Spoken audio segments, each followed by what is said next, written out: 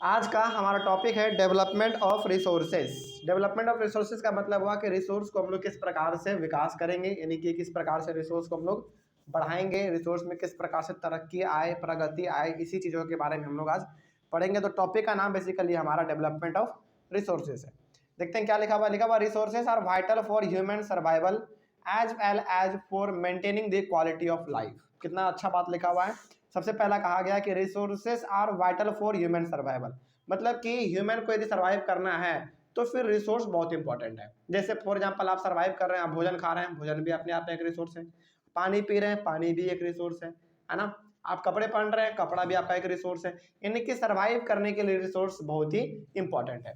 साथ ही साथ as well as for maintaining the quality of life, मतलब कि आप अपने लाइफ को किस प्रकार से सर्वाइव करते हैं, उसका क्वालिटी क्या। क्वालिटी का मतलब कि आप गंदे में रहते हैं, साफ सुथरे में रहते हैं, आपका स्टैंडर्ड वे ऑफ स्टैंडर्ड किस प्रकार का है, ये भी आपका रिसोर्स पे ही डिपेंड करता है। मतलब ये हो गया कि यदि आपके पास लग्जरियस हाउस है तो ऑब्वियस सी बात है आप लग्जरी हाउस में रहेंगे, है ना। यानी कि क्वालिटी ऑफ लाइफ का मतलब हो गया कि आप किस प्रकार से जीवन को अपना व्यतीत कर रहे हैं। ठीक है, तो रिसोर्सेज दोनों चीज़ों के लिए इंपॉर्टेंट है, अपने लाइफ के क्वालिटी को बढ़ाने के लिए भी, यानी कि वे ऑफ स्टैंडर्ड के लिविंग के लिए, इसको आप ऐसे कीजिए, ऐसे कह सकते हैं वे ऑफ लिविंग स्टैंडर्ड, ऐसा कुछ। ठीक है, उसको बढ़ाने के लिए भी इंपॉर्टेंट है और साथ ही साथ आपका ह्यूमन सर्वाइवल के लिए भी रिसोर्स बहुत ही इंपॉर्टेंट है। ठीक है, सपोज आप पानी पीते हो, आप कपड़े पहनते हो, आप घर में रहते हो, आप ब्रश करते हो, सबका सब क्या रिसोर्स है। तो ह्यूमन के सर्वाइवल के लिए रिसोर्स बहुत ही वाइटल है। वाइटल मतलब बहुत ही इंपॉर्टेंट है इसके लिए भी। और अपने लाइफ के क्वालिटी को यदि इंक्रीज करना है तो उसके लिए क्वालिटी मतलब आप किस प्रकार से रह रहे हैं। ठीक है, वो हो गया। It was believe that resources are free gift of nature.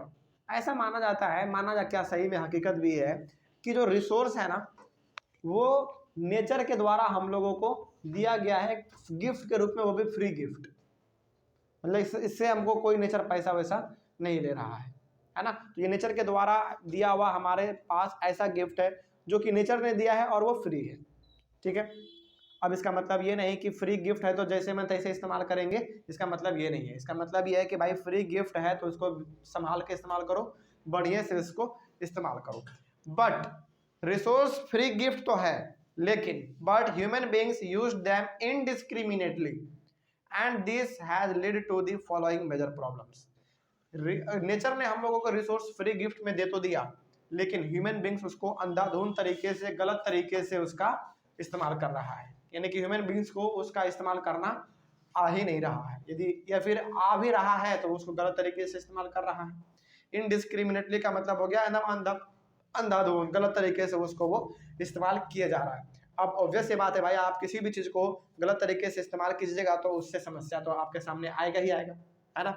क्या समस्या आएगा, पहला समस्या देखिए, पहला समस्या है depletion of resources for satisfying the greed of you individuals.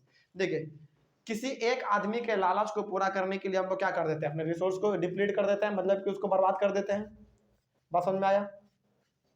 तो यहाँ पे लालच में नहीं आना चाहिए सामने। जब रिसोर्स का बात हो तो खास करके लालच आपके सामने नहीं आना चाहिए। लालच को एक साइड में रख दो भाई, क्योंकि आपके लालच से कई गुना बड़ा आपका रिसोर्स है। यदि लालच के चक्कर में यदि रिसोर्स को आप गलत तरीके से अंधाधुंध इस्तेमाल किए जाएंगे तो हो सकता है कि आने वाले फ्यूचर में कि आपके बेटा बेटी के लिए कुछ भी ना बचे, ऐसा हो सकता है। तो एक किसी आदमी के लालच को पूरा करने के लिए रिसोर्स को खत्म किया जा रहा है, ये पहला समस्या हो गया। उसके बाद है accumulation of resources in few hands which divided the society into two segments, that is rich and poor. अब दूसरा समस्या ये है रिसोर्स के साथ कि समाज में किसी के पास बहुत ज्यादा रिसोर्स है तो किसके पास बहुत नहीं है, यानी कि किसी के पास बहुत ज्यादा है तो किसी के पास बहुत ही कम है। तो इस तरीके से हमारा क्या है, समाज जो है दो भागों में बांट जा रहा है, एक गरीब की तरफ और एक अमीर की तरफ। मान लीजिए, सपोज कीजिए कि एक ऐसा घर है मोहल्ले में जिसके पास कि अपना खुद का जनरेटर लगा हुआ है, यानी कि मोटर पाइप लगा हुआ है, पानी मोटर चालू करता है, पानी उसके टंकी में भर जाता है। तो मतलब कि उसके पास रिसोर्स यानी कि वाटर बहुत अच्छा है ना। लेकिन वैसे ही उसी मोहल्ले में एक ऐसा भी घर है जिसके पास कि साफ पानी तक पीने का नहीं है। तो इसको हम लोग क्या कहेंगे, इसको ये कहेंगे कि किसी के पास रिसोर्स समाज में बहुत ज्यादा है तो किसी के पास ना के बराबर है। इस वजह से समाज में गरीबी और अमीरी के बीच में एक दरार आ जाता है।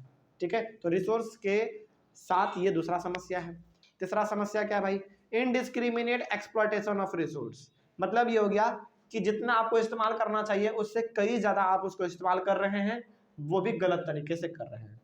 तो indiscriminate exploitation of resources has lead to global ecological crisis. तो अब भाई जितना आपको रिसोर्स करना चाहिए उससे कई गुना ज़्यादा आप रिसोर्स इस्तेमाल कर रहे हैं फालतू का, वो भी गलत तरीके से, तो ऑब्वियस ये बात है अलग अलग समस्याएं आएंगे। क्या है समस्या? जैसे पहला ग्लोबल वार्मिंग बढ़ जाएगा। Ozone layer depletion, ozone layer depletion का मतलब हो गया, आप कभी कभी सुनते होंगे कि ओजोन लेयर में छेद हो गया, है ना, वही हो गया। उसके बाद इन्वायरमेंटल पोल्यूशन बढ़ता है, लैंड डिग्रेडेशन यानी कि हमारा जमीन भी धीरे धीरे खराब होता चला जाता है। तो इसका मतलब ये हो गया कि जितना ज़रूरत है उतना ही रिसोर्स को इस्तेमाल करें तो बेटर होगा, नहीं तो फिर अलग अलग प्रकार के समस्याओं का सामना आपको करना पड़ सकता है। ठीक है, ये हो गया। तो इतना ये तीनों पॉइंट पढ़ने के बाद, हालांकि जब यदि आपसे पूछे कि रिसोर्स के साथ मेजर प्रॉब्लम क्या है तो आप ये 3 लिख सकते हैं, कोई दिक्कत वाली बात नहीं है। इतना कुछ पढ़ने के बाद, इन तीनों पॉइंट को पढ़ने के बाद क्या हम लोग एक लाइन में ये कह सकते हैं कि so resource planning is essential for sustainable existence of all forms of life. तो क्या रिसोर्स प्लानिंग होना चाहिए? मतलब कि रिसोर्स प्लानिंग का मतलब हुआ कि क्या रिसोर्स को एक प्लान्ड मैनर में इस्तेमाल करना चाहिए कि नहीं करना चाहिए? बिल्कुल करना चाहिए। बात समझ में आ रही है? तो यदि आपके पास रिसोर्स है उसको आप गलत तरीके से इस्तेमाल कर रहे हैं तो ऑब्वियस सी बात है अलग अलग प्रकार की समस्याएं तो आपके सामने आना ही है। तो इस वजह से हम लोगों को रिसोर्स प्लानिंग के साथ इस्तेमाल करना चाहिए। तो so resource planning is essential for sustainable existence of all forms of life का मतलब क्या हुआ? सस्टेनेबल एग्जिस्टेंस का मतलब ये हो गया कि आज के समय में जो भी हमारे सामने आसपास में जीव जंतु हैं वो तो सर्वाइव कर ही जाए, साथ ही साथ आने वाला जनरेशन भी हमारा क्या कर सके, इजिली सर्वाइव कर सके, ऐसे आपको रिसोर्स को इस्तेमाल करना है। ऐसा नहीं कि अपने मन से इस्तेमाल किए जा रहे हैं फ्यूचर का बिना परवाह किए, ऐसा नहीं करना है। रिसोर्स को अभी इस्तेमाल कीजिए, जितना जरूरत उतना ही कीजिए, बाकी आने वाले जनरेशन के लिए भी बचा के थोड़ा बहुत रख दीजिए। ठीक है, इसी को हम लोग कहते हैं सस्टेनेबल एग्जिस्टेंस। अब यहाँ तक में कोई डाउट?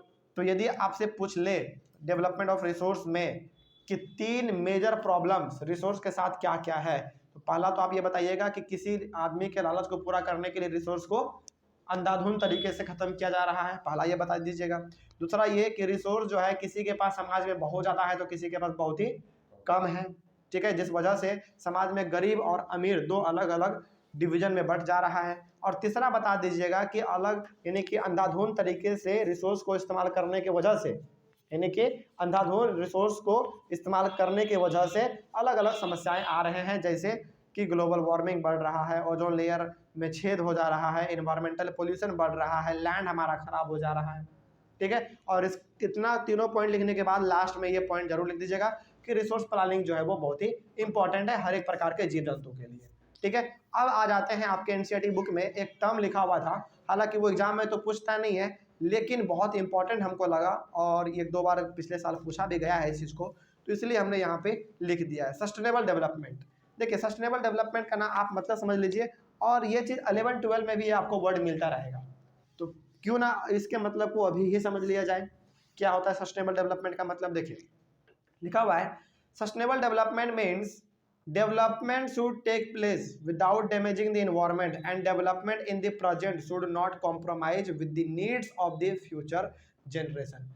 सस्टेनेबल डेवलपमेंट का मतलब होता है कि आप प्रेजेंट डे में डेवलपमेंट करो, यानी कि आज वर्तमान में आप डेवलपमेंट करो, जो भी आपको तरक्की करना है उस तरक्की को आप करो, लेकिन फ्यूचर के साथ कोई भी छेड़खानी नहीं होना चाहिए, यानी कि कोई छेड़छाड़ उसके साथ नहीं होना चाहिए। इसका मतलब ये होगा कि आपके पास अभी जो भी रिसोर्स है उसका इस्तेमाल करो, ठीक है, और उसको इस कदर इस्तेमाल करो कि फ्यूचर में आने वाला जनरेशन भी हमारा उस चीज़ को इस्तेमाल कर सके, यानी कि उसका भी लाइफ सुरक्षित रहे। अब कोई डाउट होगा इसमें? तो सस्टेनेबल डेवलपमेंट का सीधा सा मतलब होता है कि प्रेजेंट डे में आपको जो डेवलपमेंट काम करना है, डेवलपमेंट का जो आपको काम करना है वो आप करो, लेकिन इस प्रकार से करो कि फ्यूचर में आने वाला जनरेशन उसके लिए रिसोर्स बचा हुआ रहे। ऐसा नहीं कि आज के डेवलपमेंट के लिए सारा रिसोर्स हम खत्म कर देंगे और आने वाले समय में जो जनरेशन हमारा रहेगा उसके लिए कोई रिसोर्स ही नहीं रहेगा, ऐसा डेवलपमेंट नहीं होना चाहिए। तो सस्टेनेबल डेवलपमेंट का मतलब हुआ कि आज के समय में जो आप कर सकते हो रिसोर्स डेवलपमेंट में वो करो, जो तरक्की करना है करो, लेकिन फ्यूचर को ध्यान में रखते हुए। आपके माइंड में ये हमेशा चलना चाहिए कि हाँ आने वाले समय में भी हमारा एक जनरेशन होगा जिसको रिसोर्स का जरूरत पड़ेगा, तो उसके लिए भी बचा के आपको रखना है, उसी को हम लोग कहते हैं सस्टेनेबल डेवलपमेंट। कोई डाउट अब इसमें? चले, तो ये हमारा टॉपिक हो गया पूरी तरीके से। टॉपिक का नाम था आपका डेवलपमेंट ऑफ रिसोर्स, खत्म हो गया। अगले वाले क्लास में हम लोग पढ़ेंगे रियो दी जेनेरियो अर्थ समिट 1992 के बारे में, ठीक है। ये भी नहीं पूछा जाता है, लेकिन पिछले 2-3 सालों में इस चीज को पूछा गया है, इससे छोटा मोटा क्वेश्चन आ जाता है, तो इसको भी हम लोग यहाँ पे बात कर लेंगे, ठीक है। चलिए मिलते हैं अगले वाले क्लास में। Thank you very much.